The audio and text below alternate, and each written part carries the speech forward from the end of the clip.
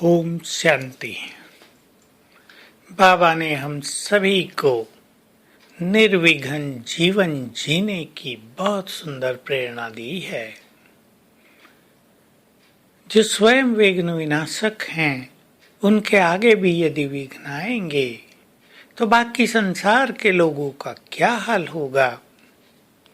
हम अपनी शक्तियों को पहचानें, उनकी स्मृति में रहें और विघ्नों को योग बल से, संकल्प बल से और पवित्रता के बल से समाप्त करें। लक्ष्य बना लें। बाह्य विघ्न तो भले ही आते हैं, लेकिन हमारी स्थिति में विघ्न न हो, हमारे संकल्पों में विघ्न न हो, हमारे अपने ही संस्कार हमारे लिए और दूसरों के लिए विघ्नकारी न बने हुए हों। हमारा जीवन जीने का तरीका इतना सुंदर और सरल हो कि हम छोटी मोटी बातों को तो सहज ही पार करते चलें, उनमें किसी भी तरह के विघ्न की हमें महसूसता न हो। विघ्न तो आते हैं, बहुत सारे विघ्न पूर्व जन्मों के कर्मों के कारण आते हैं। बहुत सारे विघ्न मनुष्य के मनोविकारों के कारण आते हैं, क्रोध के कारण आते हैं, लोभ के कारण आते हैं, अपवित्रता के कारण आते हैं। हम अपनी पवित्रता को मजबूत करते चलें। पवित्रता हमारा सबसे सुंदर सब्जेक्ट है। बाबा आया ही है हमें पवित्र बनाने, और पवित्रता का सुख परम सुख होता है। पवित्रता के आधार पर ही पूजा होती है। पवित्रता स्थापना के कार्य में बहुत बड़ी भूमिका निभाती है, क्योंकि हम धर्म की भी स्थापना कर रहे हैं और देवी स्वराज की भी स्थापना कर रहे हैं। पवित्रता के द्वारा धर्म की स्थापना में बल मिलता है, और बाबा ने हम सभी को, अनेक बच्चों को पवित्र बना दिया है श्रेष्ठ धर्म की स्थापना के लिए। तो हम चेक करेंगे हमारे अंदर कोई सूक्ष्म भी अपवित्रता तो नहीं है, काम की इच्छाएं तो नहीं है, देह का आकर्षण तो नहीं है, हमारे स्वप्न पवित्र होते जाते हैं।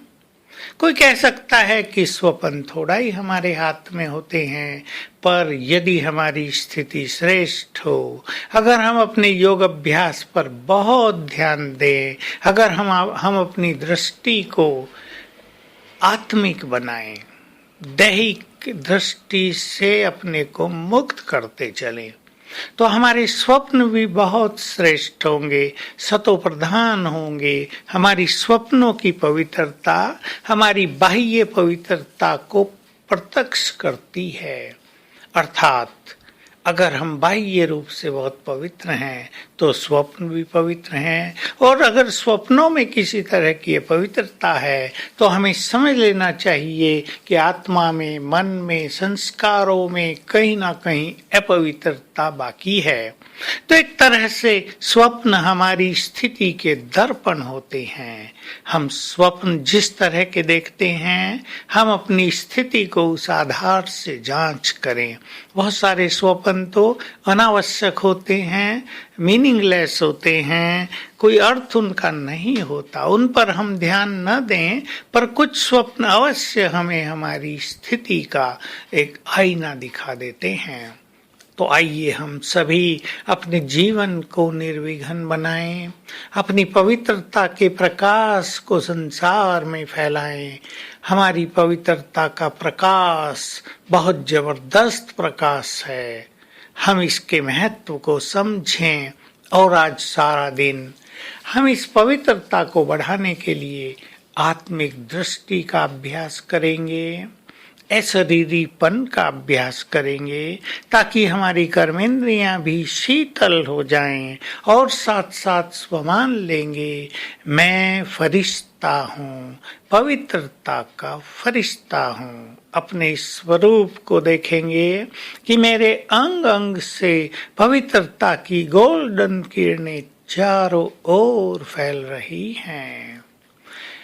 मैं आत्मा इस देह से बिल्कुल न्यारी हूँ, न्यारेपन का अनुभव, ये अलग देह और मैं आत्मा अलग, और सबको भी जब देखें इस नजर से, ये सब पवित्र आत्माएं हैं, मूल रूप में सभी आत्माएं पवित्र हैं। सारा दिन आज इसकी धुन लगाएंगे, इससे पवित्रता की शक्ति भी बढ़ेगी और हमारा जीवन निर्विघ्न भी बनेगा। ओम शांति।